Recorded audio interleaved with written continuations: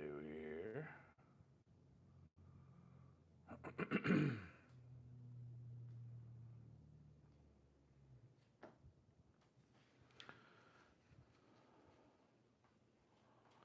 All right. Let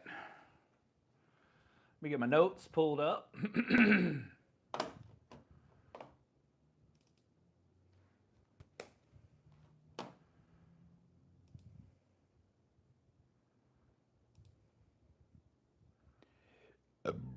Excuse me.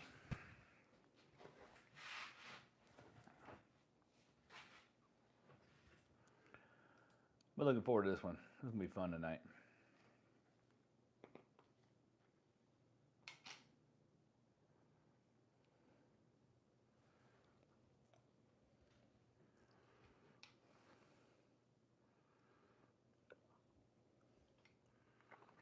Okay. I'm ready.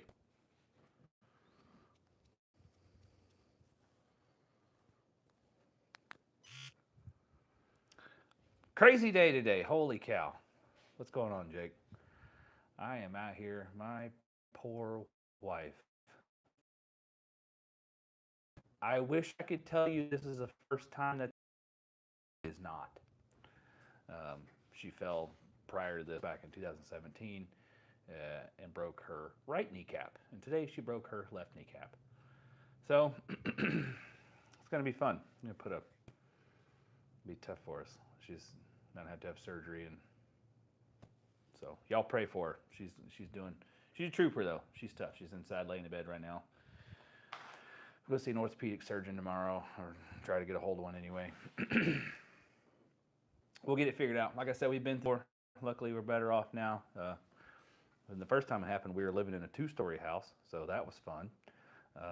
And now, we had, my son was only 1 at the time.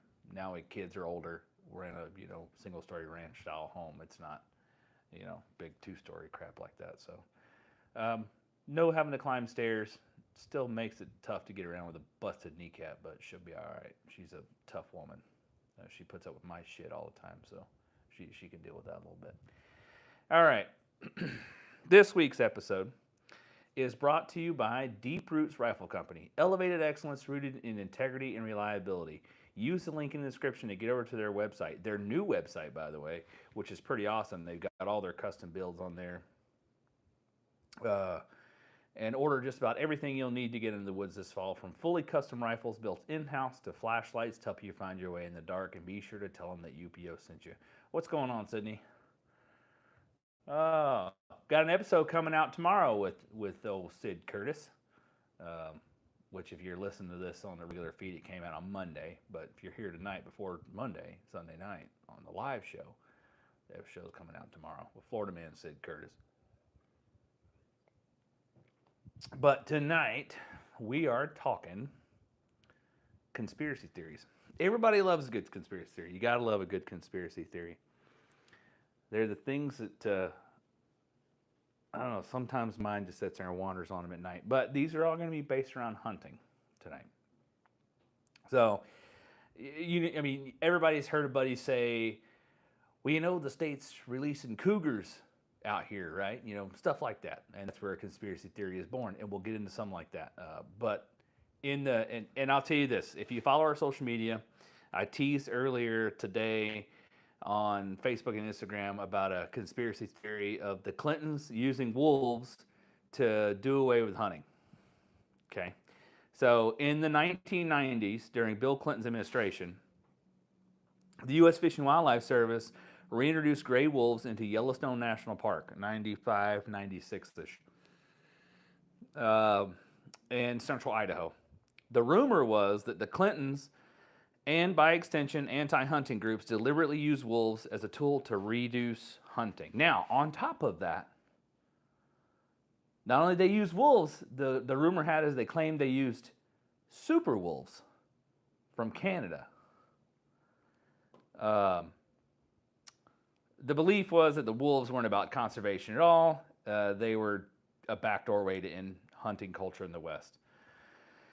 Some versions go further, claiming wolves were chosen because they would decimate herds, leading to fewer tags, and this would weaken the hunting community and the culture politically. It was a quiet war on hunting, dressed up as conservation. And there were some units that, after the introduction of wolves, decimated the elk herds that tagged numbers in those. Model. Had it been a bad winter, it would have done the same thing. But yeah, I personally don't think that there was an intent there, or I mean, can you think about the fact that they released the wolves? A lot of those in Yellowstone. You can't hunt in Yellowstone anyway, in the Yellowstone ecosystem. But so I don't know. We're going to go, the first ones we're going to dive into are going to be wildlife agency conspiracies. So think about your game wardens and, fish and wildlife, stuff like that. And the number one being secret predator stalking. We kind of talked about it just a second ago with, the state puts cougars in here, right? The rumor is that state game agencies drop mountain lions or Black Panthers. There's another conspiracy theory. Is the Black Panther's real? From helicopters to control deer. If you spend any time in the Southeast, I think just about everybody's got a panther story. It's not just Florida. Where they've seen a panther on trail camera, oh my gosh. I remember back when they started showing up in Tennessee again, when I lived up there. And the Tennessee DNR denied it. TWRA, they denied it. Panthers don't live here until there was absolutely undeniable proof that they were in Tennessee. And they're like, well, it's maybe it's a possibility. I heard my grandmother tell stories about panthers in the mountains of North Carolina, hearing them scream. You get trail cam photos every year. I think I got a panther. It's a house cat. You see it all the time. I know house cats. That ain't no house cat. That's a panther, brother. That's not a black panther. That's a black house cat. So your data point for that is in Kentucky, Missouri, hunters reported unmarked trucks releasing big cats in rural areas. And here's another one. Florida panther DNA has been confirmed outside its known range, fueling suspicion. Now, why they would take Florida panthers, I don't know, because there already aren't a bunch of them here to begin with. But never know. The counterpoint to that is that biologists insist that no program exists, but the sightings keep piling up. So think about it. Albino or white deer protection. Now, there is some fact to this, right? Because, we'll get to that in a minute. Rumors that albino deer are tagged or secretly tracked by biologists, and wardens protect them from hunters.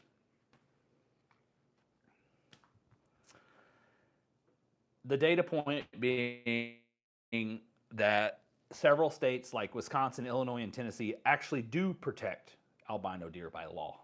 You can't harvest albino deer, at least I know in Tennessee. Now, a true albino deer is pretty rare in the fact that even some of the almost completely white deer you see aren't albino. They're still piebald. They'll have a little bit of brown here, or they'll have a completely white deer with a black nose. It's not an albino. It should be a pink nose. So it's a piebald deer. And in Tennessee, piebald deer aren't protected. And man, I would love to shoot a piebald deer. We've had piebald deer on camera before in Georgia, but it seems we had a buck actually for a while that showed up, and we kept letting him go, and then poof, he disappeared. So I mean, either he got hit or he got shot. But we wanted to be a little bigger before we shot him. Whatever. Tell you another funny piebald story.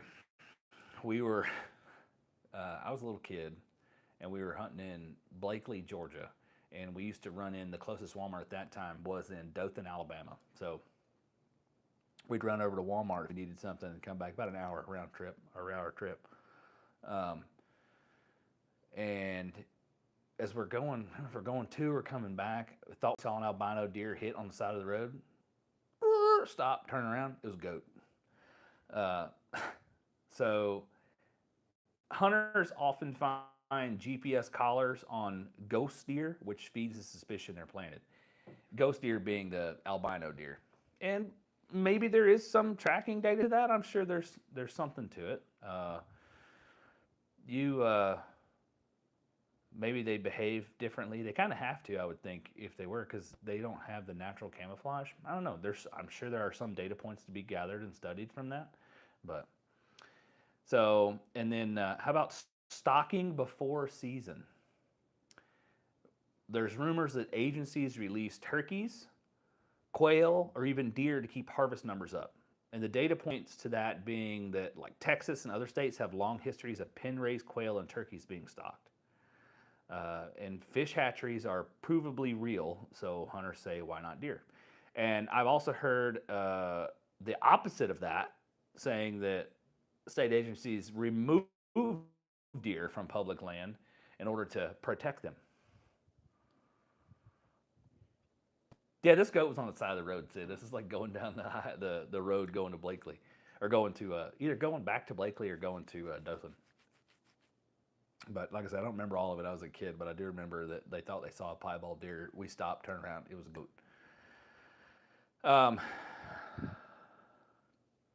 Black helicopters watching hunters.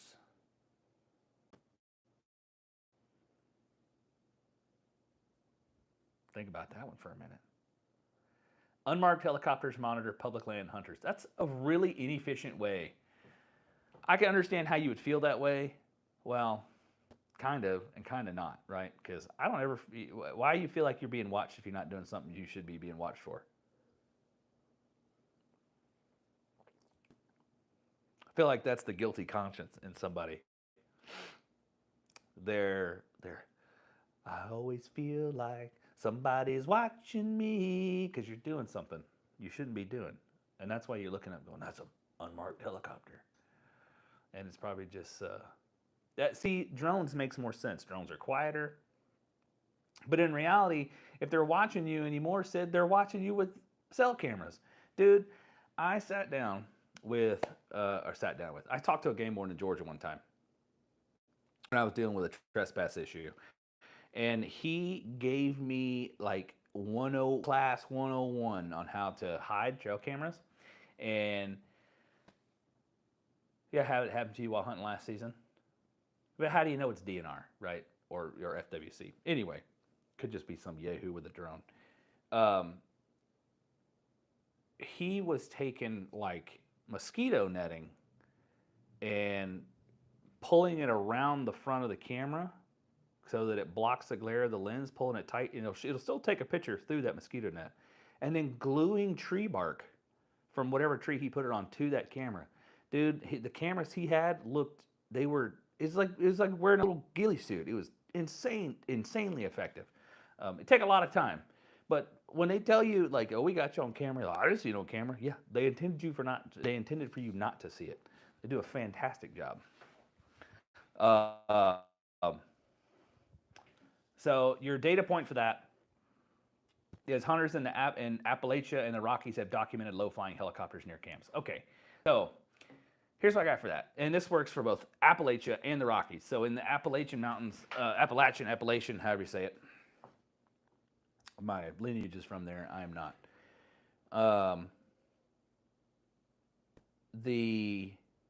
You have, what's it called? Robin Sage, I believe. It's the final bit of Green Beret training. That's in Dahlonega, Georgia. And they're going to be flying those Blackhawks all over the place during that. And then the Rockies, you've got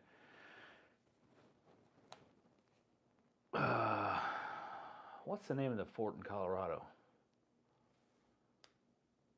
My goodness, I can't think of it. There's an army base in Colorado, and they do a lot of helicopter stuff, strikers and helicopters. So there's an explanation for helicopters, and those pilots are all going to need flight hours. And if they see you in the camp, they're probably going to come flying by because, I mean, let's be honest, helicopters are cool. Like, when have you, as a man or a woman for that matter, sat there and you're like in an area enough where you hear a helicopter and you don't look up? If you say you don't look up, I think you're lying to me. And that's not a conspiracy theory. That's just cold hard facts. And this is another one too. Could sometimes be tied to marijuana eradication flights, but hunters suspect surveillance. And if it was tied to marijuana eradication flights, like they're looking for big grows, I would imagine your camps probably look similar to a camp that would be out guarding a marijuana grow, right? If you got a small encampment with guys with guns, makes sense. And you may need to get a little closer to get a better look. So, this is some stuff right here. We're diving into the hunting industry conspiracies. Broadhead and arrow testing scams. Rumor is that companies fake penetration tests to sell the next big thing. I hate penetration tests. I hate watching these companies do them. I hate watching guys on YouTube do it. It drives me crazy. Actually, some of them. Not that I'm ever going to shoot a center block, but I would love to watch you destroy arrows shooting a center block. So, companies fake penetration tests, sell the next big thing. The data point, hunters claim that ballistic gel is rigged. Sometimes missing bones are using artificially soft media, which is, possible. Independent YouTubers have shown broadhead tests that differ wildly from company claims. Now, I think too, a lot of times when companies test stuff in general, they're not just walking over and grabbing something off the shelf and then going and testing it. You're probably getting the best of the best, the creme de la creme. I don't say handmade, but quality control was the level for quality control is very high versus what you may pick off the shelf at Walmart or Bass Pro Shops or any other sporting goods retailer. So there could be some variance there from what you get in the mail. And you could even see that from companies that send stuff to people to test, that they may send them better stuff, may ensure they have a quality product versus a guy who just goes out and buy it. I'm not saying that you shouldn't believe the test you see or, just want to throw them out just because the company did it or just because somebody says, hey, so-and-so company sent me these to try them out. But I'm looking for 3 or 4 different sources and then, watching how said person uses whatever they're using. But the thing with broadheads, man, you can't go wrong with cut on contact. And fixed blades never don't deploy. But they've all got their ups and downs, and you take the risk associated with them. Using a mechanical versus a fixed blade, fixed blades can require some more tuning to get field point accuracy, and sometimes mechanicals don't open. Sometimes they open early, causing crazy flight patterns. But that's why you should be testing your gear for yourself. A perfect example of that I can provide for you, I'm getting ready to go try some new bullets on a muzzleloader. And I really feel like that one grain weight that I bought is going to work a lot better than the other, but I bought both grain weights just in case I'm wrong. Because I will never look back and say, man, I just could have used that $30 somewhere else. So, and that's only for 15 bullets. Those things are $2 a piece. But we're going to give it a shot anyway. I'll do a little video on it.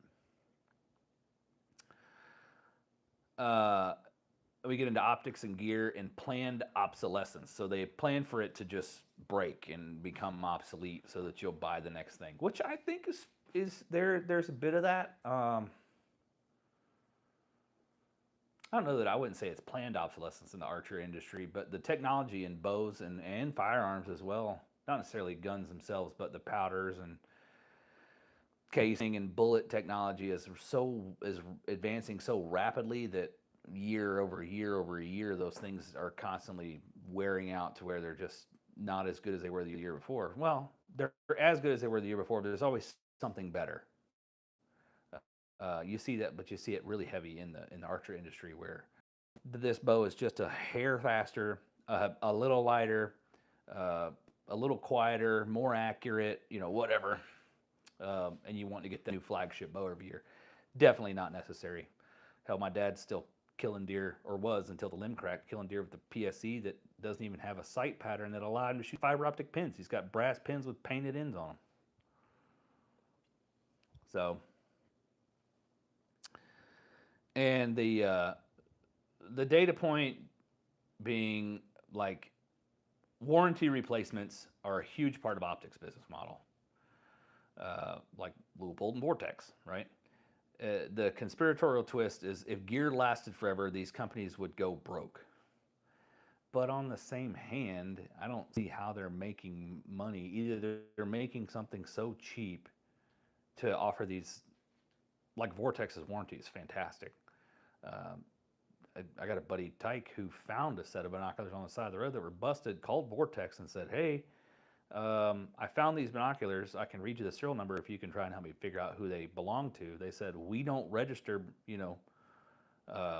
binoculars like that for you to, for warranty purposes. He's like, so you just got yourself a new set of binoculars. He sent them in. They sent him a brand new set of binoculars.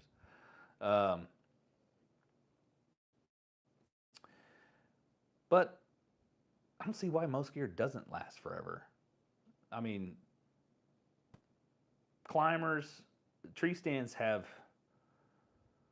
generally speaking, parts that need to be replaced. And if you don't leave them out, and you shouldn't run the same climber cables for 20 years. But those are cheap replacement parts. It's just a safety thing, right? With your saddle stuff, I know they have maybe an expiration date per se, but that is kind of a fabric, so you may want to kind of adhere to that. Judge for yourself. Ropes are one of the things I would be replacing when it says they need to be replaced. They just get wet, they dry, they wet, they dry. They can grow mildew, cause rope to deteriorate, and you don't want to trust your life to that. So here's an interesting one. Rack scoring manipulation. Rumor is that Boone and Crockett and Pope and Young sometimes underscore deer to keep certain hunters or regions from dominating records.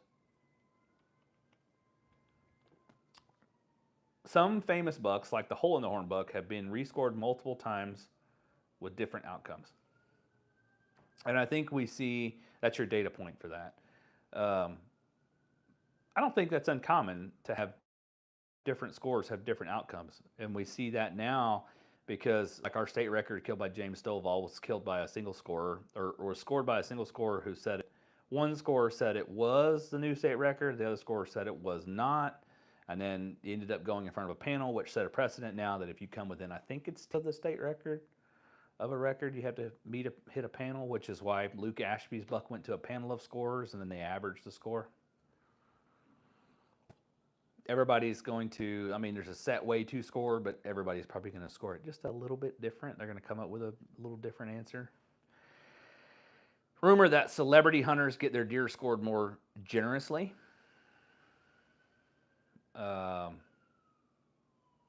Maybe. I have no way to refute that. It's all going to come down to the honesty and integrity of the person who scored it.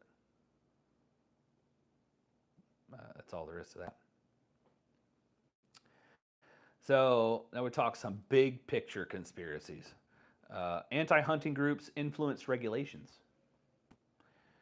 Rumor is that bag limits and short seasons are secretly influenced by animal rights groups. And now I can tell you that that is probably a fact, and I agree with this data point in some places, right?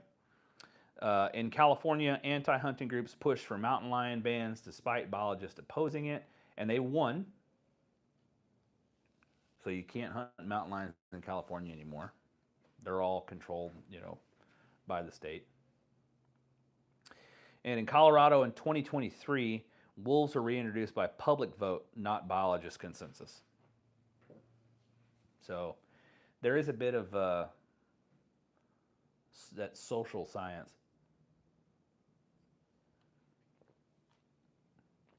We saw the opposite of that here recently in Florida with the bear hunt. And there was plenty of opposition in the room for it. A lot of people that were for the hunt, a lot of people that were against it, but our commission decided to go with what the biologist told them was the way to go. Um, there's rumor that CWD was created in labs. And I think CWD is probably one of the most hotly debated topics. I don't know why. I mean, rumors that CWD originated in a lab may be tied to bioweapons research. I don't know. The data is it first appeared in Colorado in captive deer in the 1960s near a government research facility. The conspiracy twist is, was it an experiment gone wrong? It's possible, but my thing now is not so much as how we got CWD as much as what we're doing and making sure it's being properly what's the word I'm looking for? Monitored and controlled when it is found. Controlled best you can. Instead of you're not going to eradicate it, and we see that we're not going to dive down that rabbit hole. This is one I hear all the time, though. Insurance companies and deer herds. Okay, rumor is that insurance companies push states to reduce deer populations. I heard that. That was one of the biggest things that came across, and we've talked about this before. Lindsey Thomas, and specifically about the state of Georgia, because Georgia used to be $2 and 3 does, and now it's $2 and 10 does. And then there's other states, like I hunted in Unadilla in Tennessee, and I don't know if this how the regulations still stand, but that was $2 and 3 doe. You could kill $2 of the year and 3 does a day with no limit on the season. And I mean, there are plenty of deer there to support that. And I think Georgia's kind of the same. There's plenty of deer there to support a 10 deer limit, but I don't think a lot of people are actually killing 10 deer. I've never killed 10 in a year. I'm not going to eat that many, and I don't feel, I mean, you could always give it to hunters for the hungry, but I'm not that generous with my deer meat. The data point being that deer vehicle collisions cost over $10 billion annually in the U.S. And I mean, insurance companies got a good lobby base. They got the money for it, right? The hunter's note would be who benefits from smaller herds, not hunters. Well, I would disagree. And we've talked about this in deer nutrition, and you can reach a point of carrying capacity, and you have to kind of keep the deer herd below carrying capacity, because once it hits carrying capacity, then you don't have surplus. You either have just enough or you have too little of available nutrients on the landscape, and then you end up with less healthy deer, and we don't want that. Trail camera bans aren't about fair chase. I don't necessarily disagree with that. Bans are really about reducing hunter success rates. I don't disagree with that, or I don't agree with that, though. I think that trail camera bans have more to do with them getting tired of people complaining about stealing them. And there's a lot of, especially the cell camera bans, I could understand, I'm also say I could feel like I could understand banning regular cameras over cell cameras, but you get into places out like Arizona where water is a commodity, and you've got an elk steps out to a water hole and steps out in front of the paparazzi, just cameras everywhere. But what good does that data do you as a hunter? Because if you're there with 30 other trail cameras, you got 30 people hunting the same elk. It's not worth it to me. I personally think if you're one of the 30 people at the water hole, you're probably looking, your success rate is not going to be as good as if you were one of the guys who found out where that elk was at outside of the water. Because everybody's going to be at the water, which those trail cameras around the water holes, human elk interaction, and put pressure on the water hole unnecessarily outside of season, which you don't want to do because the animals need water. I don't know. That's a tough one. States like Arizona and Nevada have banned them. Uh, the conspiracy twist is that they don't want us patterning animals too well. It throws off the harvest numbers. Ah, the data is only as good as the person who. Data is only useful if you know how to use it. Put it that way. So here's some out there conspiracies. The Eastern Mountain Lion cover up. The government just denies their existence to avoid legal obligations. And there's 100 sightings from Maine to Florida. And we go back to Tennessee. We know we have panthers in Florida. That's the Florida panther. The occasional confirmed DNA or roadkill proof big cats are around. Now, there is a part of that where they can, like a young male can have a huge range. So, I don't know. I would say the data point too there would be that Tennessee covered it up for, or denied it for so long until they finally couldn't deny it anymore and then said, yep, there might be some here. Came from Indiana or wherever else they said they came from. I don't remember.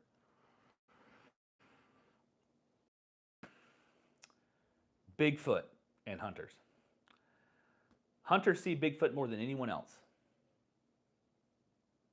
Sure, because we're the ones in the woods the most. Most sightings come from rural outdoorsmen, hunters, loggers, trappers. Some say Bigfoot sightings are really just hunters in ghillie suits. Maybe. I don't know. That's a whole lot of that's a big critter to hide. I like the idea that Bigfoot. See, Sid says he's real. I like the idea that he could be real. Evidently, there was just a sighting here in Florida near me. But I don't know. I like the idea that he could be real because that indicates we have enough wild places left that something that large could hide. However, I think it's unlikely. Harvest numbers are inflated. The rumor is states overreport deer and turkey harvest to keep license sales up. Maybe. In some states, harvest reporting is voluntary or self-reported. That's your data point. And hunters argue numbers are too neat and convenient compared to boots on the ground experience. Could have been Jake. He kind of looks like Bigfoot. Hairy enough. So, I mean, there's some wild ones out there, man. I'm sure I could find a bunch more. Some of this stuff just gets crazy. I think that I know we didn't cover it too much, but the stocking of animals to some degree. I mean, I know stocking of animals does happen, like we talked about Texas using, stocked quail. And I mean, they've proven that pen-raised quail aren't as effective at surviving. They're not near as flighty as wild quail. But there is a stocking portion. I mean, we use quote-unquote stocking to get turkeys back across the United States. So, I mean, there's turkeys now where turkeys never existed before. So think about that for a minute. What do you think? Are these tall tales or do they hold a kernel of truth? And I think personally behind every conspiracy theory, there's a little tiny nugget of truth in there, at least although it may be out of context. If you got some conspiracy theories, send them around. You heard around camp.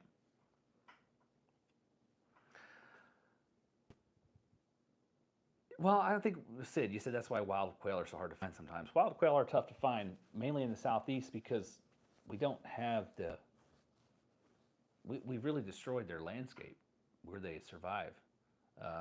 There's a new neighborhood going in not too far from where I'm at now. I go out there when I'm at work and I listen and I can hear multiple bobwhite calling back and forth. And I hate that because that tells me that there's a covey there, possibly multiple coveys. They were there. They're not going to be there anymore. They were in the orange grove. You maintain those orange groves, they mow the lanes down through there. That creates like the perfect habitat because you get that little brushy spot where the trees are in between lanes and then cut grass because they need a little bit of brush and a little bit of short stuff. And it's just, I mean, I know where some wild coveys are. Yeah. There are some decent ones in Ocala. There are, I mean, I've got pins for probably 4 or 5 different coveys, not in Ocala, not all of them in Ocala, but all over Central Florida. And we have areas in Florida that are managed specifically for quail. Triple N Ranch, I think, is one of them that has some quail management area where they try and manage. And fire is good for quail, which is why you see more quail in Ocala and places like that, because we do burn that quite a bit. So I don't know, man. There's some wild stuff out there. You can get into like the strongest truth grain theories to lean on would probably be because they do exist. The anti regulations, because that has happened, and insurance companies and deer herds, money trails. The money trail's real, and the trail camera bans. There's plenty of stuff documented out there, but I don't know, man. The Eastern Mountain Lion cover up, it's kind of in the middle. Eventually, they do admit that it's real. Harvest numbers inflated, maybe. I don't see. I mean, maybe. It's kind of weird. You look at harvest numbers, you think, man, is that guy really that much better than me?